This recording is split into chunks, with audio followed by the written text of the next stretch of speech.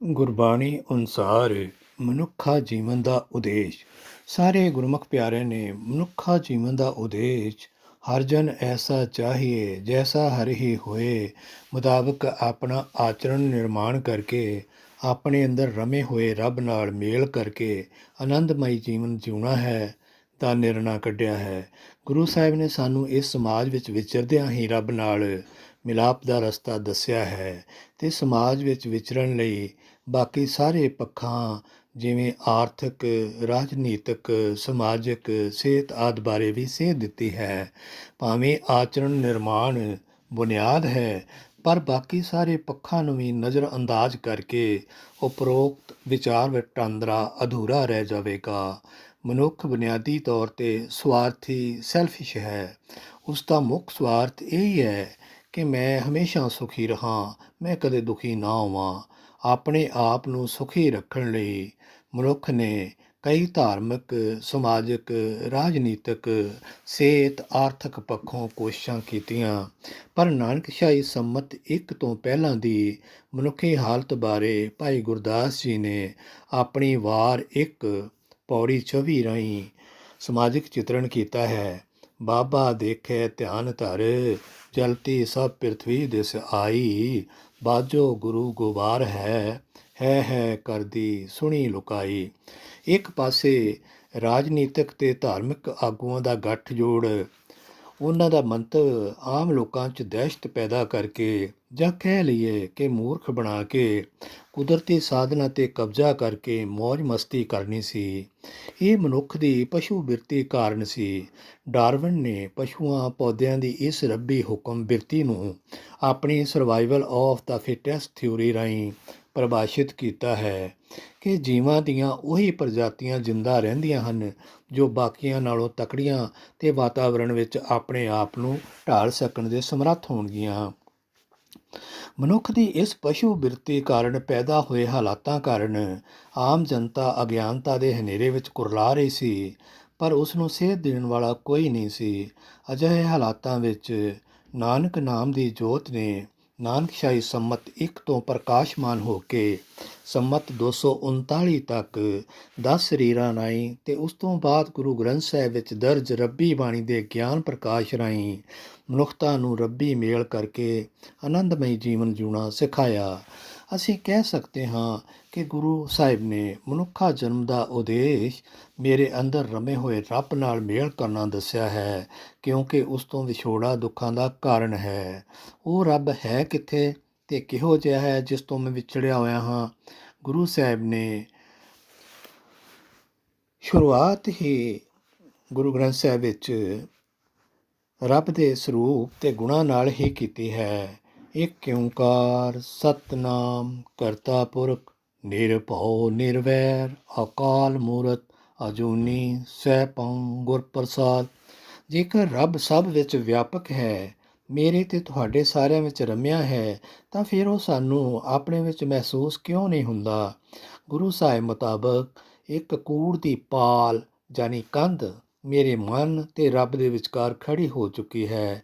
ਇਹ ਕੂੜ ਦੀ ਕੰਧ ਕਾਮ, ਕ੍ਰੋਧ, ਲੋਭ, ਮੋਹ, ਅਹੰਕਾਰ, ਨਿੰਦਾ, ਆਲਸ, ਅਕਿਰਤ ਘਣਤਾ, ਝੂਠ, ਦੂਜਿਆਂ 'ਤੇ ਦਬਦਬਾ ਰੱਖਣ ਦੀ ਮਨੋਬਿਰਤੀ ਡੋਮੀਨੈਂਸ ਜਿਸ ਨੂੰ ਕਹਿੰਦੇ ਹਾਂ, ਦੋਗਲਾਪਨ, ਹਿਪੋਕਰੇਸੀ, ਅਗਿਆਨਤਾ, ਸ਼ਰਾਬ ਅਤੇ ਹੋਰ ਨਸ਼ਿਆਂ ਦੀ ਆਦਤ, ਤ੍ਰਿਸ਼ਨਾ, ਈਰਖਾ, ਨਿਰਦਈਪੁਣਾ ਅਤੇ ਹੋਰ ਅਨੇਕਾਂ ਵਿੱਚ ਵਿਕਾਰਾਂ ਦੀ ਮੇਰੇ ਮਨ ਨੇ ਮੇਰੇ ਜਨਮ ਤੋਂ ਲੈ ਕੇ ਹੁਣ ਤੱਕ ਮੇਰੇ ਚੌਗਿਰਦੇ ਤੋਂ ਲੈ ਕੇ ਬਣਾਈ ਹੋਈ ਹੈ। ਜਦ ਤੱਕ ਇਹ ਵਿਕਾਰਾਂ ਦੀ ਕੰਧ ਪਾਲ ਗੁਰੂ ਤੋਂ ਰੱਬੀ ਗੁਣਾਂ ਦੀ ਬਖਸ਼ਿਸ਼ ਲੈ ਕੇ ਮੈਂ ਢਾਉਂਦਾ ਨਹੀਂ, ਅੰਦਰ ਰਮੇ ਹੋਏ ਰੱਬ ਨਾਲ ਮੇਲ ਨਹੀਂ ਕਰ ਸਕਦਾ। ਅੰਗ 1372 'ਤੇ ਗੁਰੂ ਸਾਹਿਬ ਕਹਿੰਦੇ ਨੇ, ਹਰ ਜਨ ਐਸਾ ਚਾਹੀਏ ਜੈਸਾ ਹਰ ਹੀ ਹੋਏ। ਗੁਰੂ ਸਾਹਿਬ ਕਹਿੰਦੇ ਹਨ ਕਿ ਰੱਬ ਨਾਲ ਮੇਲ ਕਰਨ ਲਈ ਮੇਰੇ ਵਿੱਚ ਵੀ ਉਹ ਰੱਬੀ ਗੁਣ ਹੋਣੇ ਚਾਹੀਦੇ ਹਨ ਜਿਸ ਤਰ੍ਹਾਂ ਦੇ ਰੱਬ ਦੇ ਹਨ। ਕਿਉਂਕਿ ਰੱਬ ਇੱਕ ਹੈ ਅਤੇ ਸਾਰਿਆਂ ਵਿੱਚ ਰਮਿਆ ਹੈ, ਤਾਂ ਮੇਰੇ ਮਨ ਨੂੰ ਉਹ ਸਾਰਿਆਂ ਵਿੱਚ ਰਮਿਆ ਹੋਇਆ ਮਹਿਸੂਸ ਹੋਣਾ ਚਾਹੀਦਾ ਹੈ। ਫਿਰ ਮੈਨੂੰ ਕਿਸੇ ਨਾਲ ਉਸ ਦੀ ਜਾਤ, ਰੰਗ, ਨਸਲ, ਲਿੰਗ ਕਰਕੇ ਭੇਦਭਾਵ ਕਰਨ ਦਾ ਵਿਚਾਰ ਨਹੀਂ ਹੋਣਾ ਚਾਹੀਦਾ। ਕਿਉਂਕਿ ਰੱਬ ਸਿਰਜਣਹਾਰ ਹੈ ਤਾਂ ਮੈਨੂੰ ਵੀ ਸਮਾਜ ਦੇ ਭਲੇ ਲਈ ਕੁਝ ਸਿਰਜਣ ਦੀ ਕੋਸ਼ਿਸ਼ ਕਰਨੀ ਚਾਹੀਦੀ ਹੈ। ਕੁਦਰਤ ਦਾ ਵਿਗਾੜ ਨਹੀਂ ਕਰਨਾ ਚਾਹੀਦਾ, ਕਿਉਂਕਿ ਰੱਬ ਇਸ ਵਿੱਚ ਰਮਿਆ ਹੋਇਆ ਹੈ। ਕਿਉਂਕਿ ਰੱਬ ਭੈ ਰਹਿਤ ਹੈ ਤਾਂ ਮੈਨੂੰ ਵੀ ਨਿਡਰ ਹੋਣਾ ਚਾਹੀਦਾ ਹੈ। ਗੁਰੂ ਦੁਆਰਾ ਦੱਸੇ ਸੱਚ ਦੇ ਮਾਰਗ 'ਤੇ ਨਿਡਰਤਾ ਨਾਲ ਚੱਲਣਾ ਚਾਹੀਦਾ ਹੈ। ਕਿਉਂਕਿ ਰੱਬ ਨਿਰਵੈਰ ਹੈ ਤਾਂ ਮੈਨੂੰ ਵੀ ਕਿਸੇ ਨਾਲ ਸਦੀਵੀ ਵੈਰ ਨਹੀਂ ਰੱਖਣਾ ਚਾਹੀਦਾ। ਵਰਤਮਾਨ ਵਿੱਚ ਜਿਉਣ ਦੀ ਕਲਾ ਗੁਰੂ ਤੋਂ ਸਿੱਖਣੀ ਚਾਹੀਦੀ ਹੈ।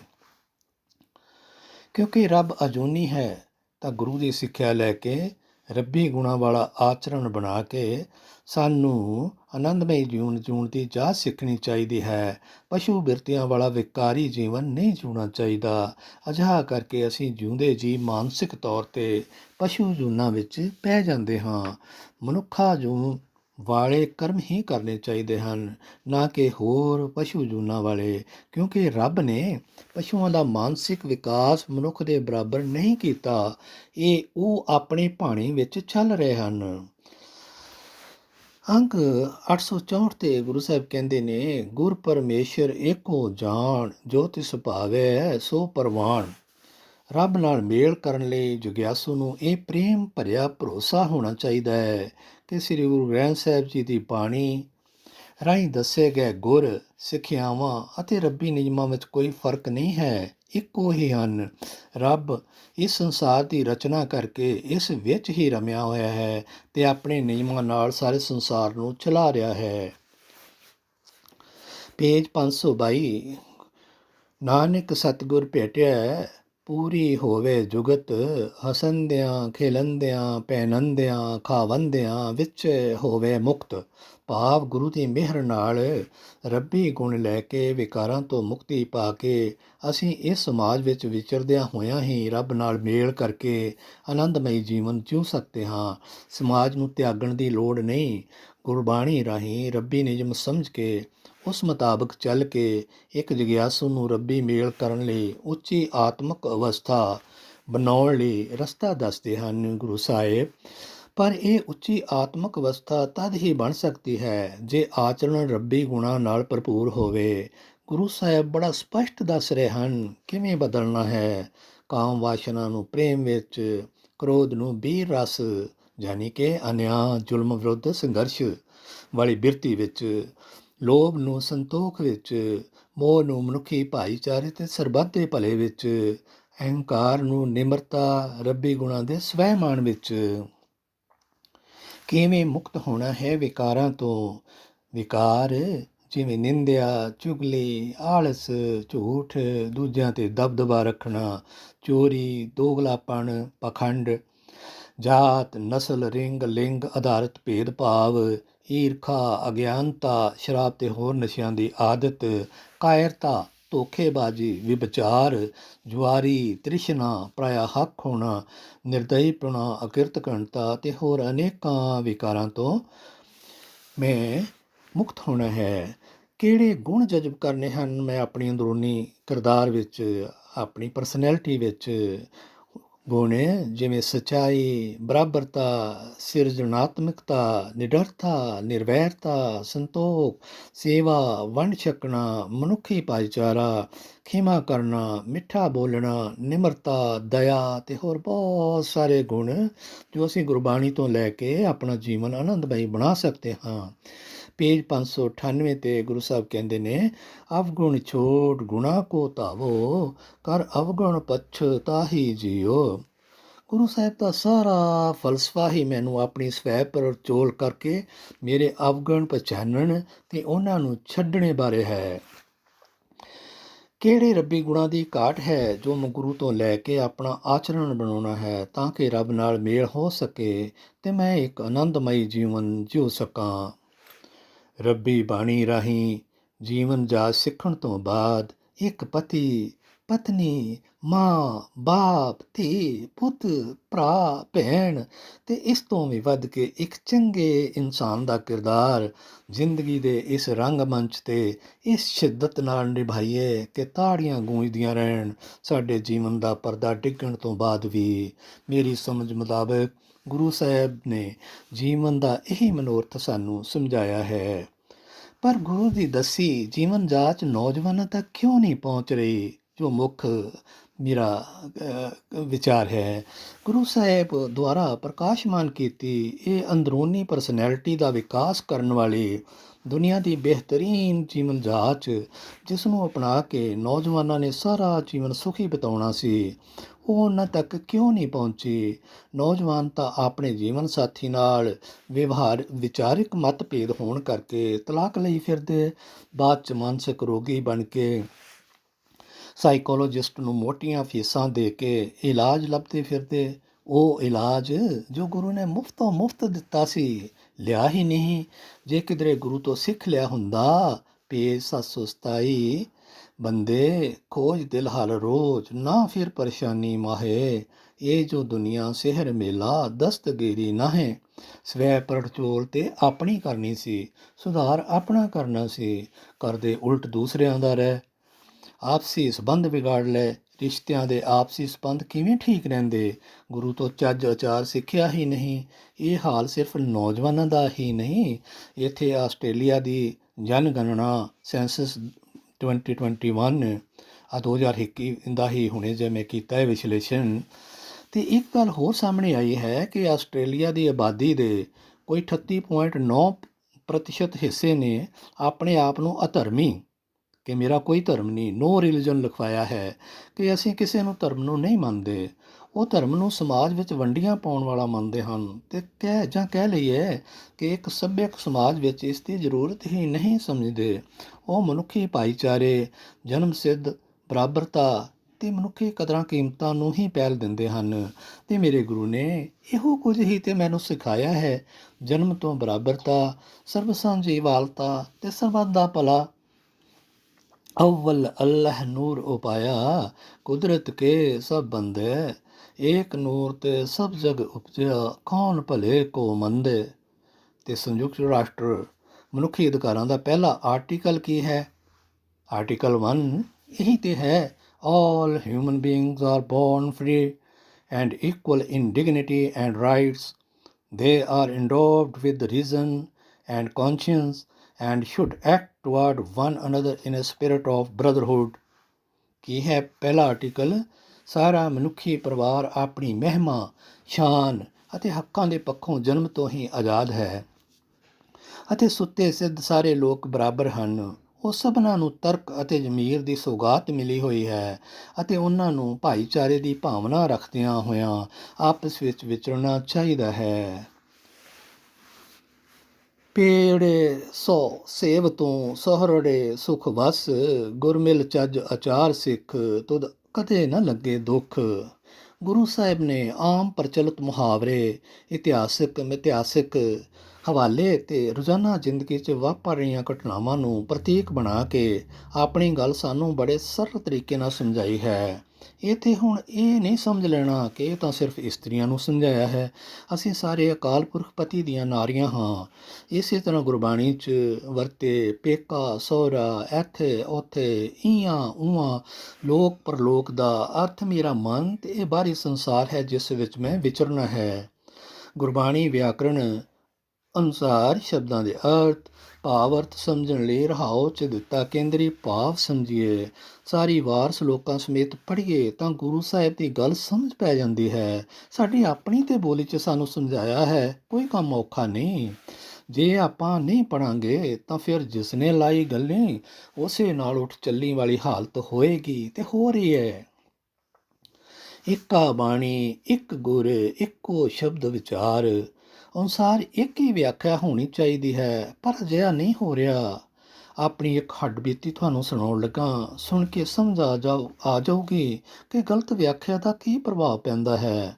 ਆਪਣੀ ਪਹਿਲੀ ਉਮਰੇ ਉਹਨਾਂ ਪ੍ਰਚਾਰਕਾਂ ਨੂੰ ਜ਼ਿਆਦਾ ਸੁਣਿਆ ਜੋ ਸਮਝਾਉਂਦੇ ਕਿ ਮਾਇਆ ਤੋਂ ਦੂਰ ਰਹੋ, ਸਮਾਜ ਨਾਲ ਜ਼ਿਆਦਾ ਲਗਾਓ ਨਹੀਂ ਰੱਖਣਾ, ਉਦਾਸ ਜਿਹੇ ਰਹਿਣਾ, ਇਹ ਮਾਇਆ ਕਿਸੇ ਕੰਮ ਦੀ ਨਹੀਂ। ਉਹਨਾਂ ਨੇ ਉੱਗੜ ਦੁੱਗੜ ਪੱਗਾਂ ਬੰਨੀ, ਲੰਮੇ ਬਗੈਰ ਪ੍ਰੈਸ ਕੀਤੇ ਚੋਲੇ ਪਹਿਨੀ। ਡੇਰੇਦਾਰ ਮਹਾਂਪੁਰਸ਼ ਮੇਰੇ ਰੋਲ ਮਾਡਲ ਸਨ।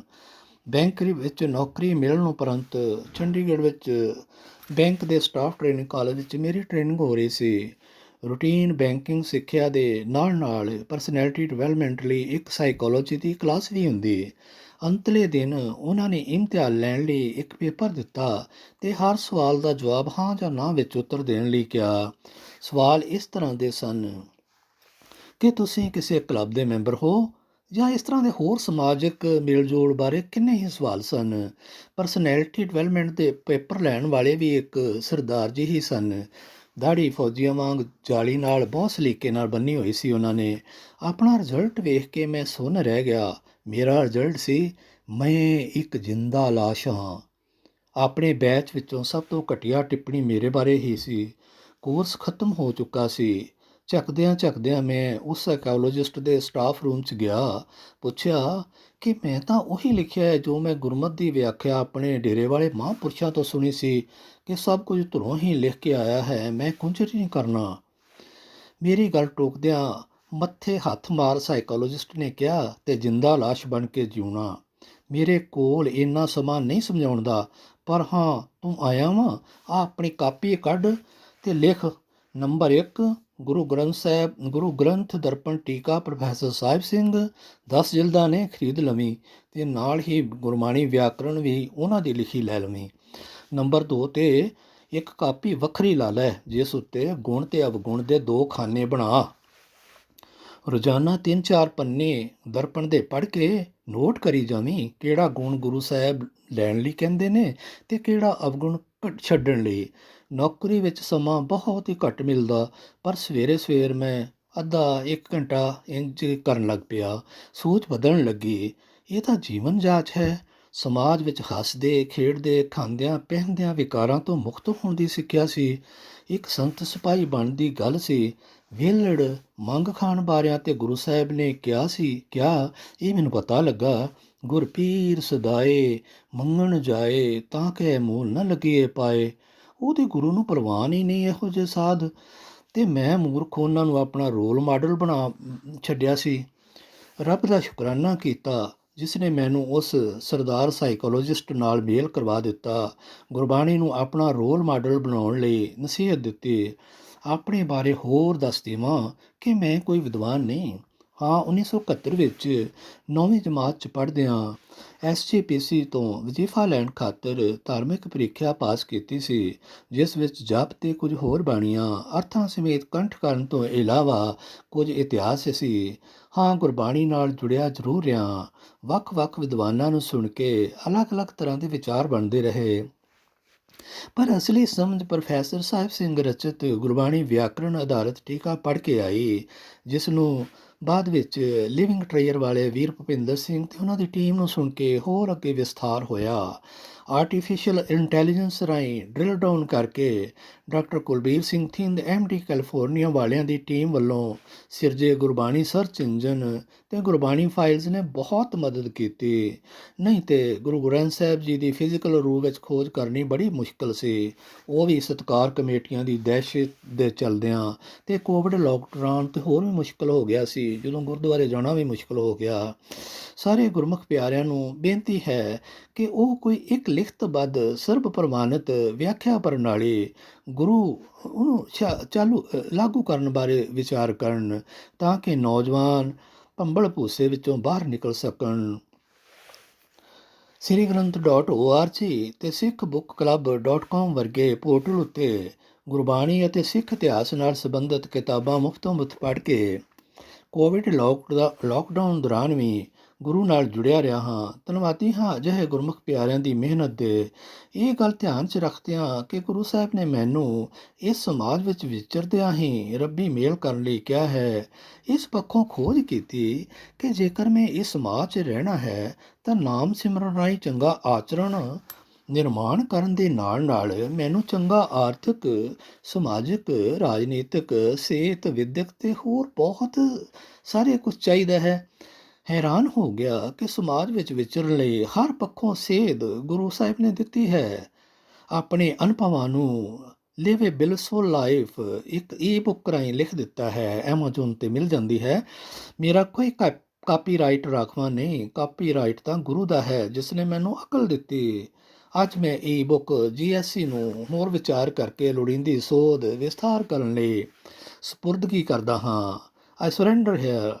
ਸਾਰੇ ਗੁਰਮੁਖ ਪਿਆਰਿਆਂ ਨੂੰ ਬੇਨਤੀ ਹੈ ਕਿ ਗੁਰਮਤਿ ਦੀ ਰੋਸ਼ਨੀ ਵਿੱਚ ਇਹਨਾਂ ਸਾਰੇ ਪੱਖਾਂ ਨੂੰ ਹੋਰ ਬਾਰੀਕੀ ਨਾਲ ਸੁਧਾਰ ਕਰਕੇ ਆਪਣੀ ਅਗਲੀ ਪੀੜ੍ਹੀ ਨੂੰ code of conduct, guidelines, convention ਦੇ ਤੌਰ 'ਤੇ ਦੇ ਜਾਈਏ, ਤਾਂ ਕਿ ਉਹਨਾਂ ਦਾ ਸਮਾਂ ਖੋਜ ਕਰਨ ਉੱਤੇ ਹੀ ਨਾ ਲੱਗ ਜਾਏ। ਸਾਡੇ ਵਿੱਚੋਂ ਜ਼ਿਆਦਾਤਰ ਉਮਰ ਪੱਖੋਂ ਪੱਕੇ ਫਲਾਂ ਵਾਂਗ ਹਾਂ ਹੁਣ ਪਤਾ ਨਹੀਂ ਕਦ ਡਿੱਗ ਜਾਣਾ। ਪਤਾ ਨਹੀਂ ਕਦ ਡਿੱਗ ਜਾਣਾ। ਪੰਥ ਜੀਵੇ ਮੈਂ ਉਜੜਾਂ ਦੀ ਭਾਵਨਾ ਲੈ ਕੇ, ਬਾਬਾਣੀਆਂ ਕਹਾਣੀਆਂ ਪੁੱਤ ਸਪੁੱਤ ਕਰੇਨ ਅਨੁਸਾਰ ਆਪਣੇ ਜੀਵਨ ਦਾ ਇਹ ਆਖਰੀ ਸਮਾਂ ਗੁਰੂ ਪੰਥ ਨੂੰ ਸਮਰਪਿਤ ਕਰ ਦਈਏ। ਗੁਰੂ ਪੰਥ ਨੂੰ ਗੁਰੂ ਸਾਹਿਬ ਵੱਲੋਂ ਸਾਨੂੰ ਦਿੱਤੇ ਗਏ ਫਾਦਰ ਰਾਹ ਵਿੱਚ ਵਿਰੋਧੀ ਵਿਚਾਰਧਾਰਾ ਵੱਲੋਂ ਬੀਜੇ ਗਏ ਕੰਡਿਆਂ ਨੂੰ ਸਾਫ਼ ਕਰਕੇ ਅਗਲੀ ਪੀੜ੍ਹੀ ਨੂੰ ਉਹੀ ਪਾਦਰ ਰਾਹ ਦੇ ਜਾਈਏ ਜੋ ਗੁਰੂ ਸਾਹਿਬ ਨੇ ਸਾਨੂੰ ਦਿੱਤਾ। ਧੰਨਵਾਦ GSC ਗਲੋਬਲ ਸਿੱਖ ਕੌਂਸਲ ਦਾ, ਜਿਸ ਨੇ ਗੁਰਮਤ ਵਿਚਾਰ ਵਟਾਂਦਰੇ ਲਈ ਇਹ ਮੰਚ ਤਿਆਰ ਕੀਤਾ, ਜਿੱਥੇ ਕੋਈ ਵੀ ਗੁਰਮੁਖ ਪਿਆਰਾ ਆਪਣਾ ਵਿਚਾਰ ਰੱਖ ਸਕਦਾ ਹੈ। ਆਓ ਸਿਰ ਤਲੀ 'ਤੇ ਰੱਖ ਕੇ ਗੁਰੂ ਦੇ ਦੱਸੇ ਮਾਰਗ ਨੂੰ ਸਾਰੀ ਮਨੁੱਖਤਾ ਤੱਕ ਪਹੁੰਚਾਈਏ। ਸਿਰ ਤਲੀ 'ਤੇ ਰੱਖਣ ਦਾ ਭਾਵ ਦ੍ਰਿੜਤਾ ਹੈ। ਸਿਰ ਧਰ ਤਲੀ ਗਲੀ ਮੇਰੀ ਆਓ, ਸਲੋਕ ਦੀ ਪਹਿਲੀ ਤੋਂ ਕਿਹੜੀ ਹੈ? ਜਾਓ ਤੋ ਪ੍ਰੇਮ ਖੇਲਣ ਕਾ ਚਾਓ। ਗੁਰਮਤ ਦਾ ਰਸਤਾ ਹੀ ਪ੍ਰੇਮ ਦਾ ਹੈ, ਜੋ ਆਚਰਣ ਨਿਰਮਾਣ ਦੇ ਨਾਲ ਨਾਲ ਮਨੁੱਖੀ ਭਾਈਚਾਰਾ ਅਤੇ ਸਰਬੱਤ ਦੇ ਭਲੇ ਦੀ ਕਾਮਨਾ ਨਾਲ ਗੁਰੂ ਦੇ ਚਿਤਵੇ ਆਦਰਸ਼ ਸਮਾਜ ਦਾ ਨਿਰਮਾਣ ਕਰਨ ਲਈ ਪ੍ਰੇਰਦਾ ਹੈ, ਜਿੱਥੇ ਹਰ ਕੋਈ ਆਨੰਦਮਈ ਜੀਵਨ ਜੀ ਸਕੇ। ਇਹੀ ਗੁਰਬਾਣੀ ਅਨੁਸਾਰ ਮਨੁੱਖਾ ਜੀਵਨ ਦਾ ਉਦੇਸ਼ ਹੈ। ਵਾਹਿਗੁਰੂ ਜੀ ਕਾ ਖਾਲਸਾ, ਵਾਹਿਗੁਰੂ ਜੀ ਕੀ ਫਤਿਹ।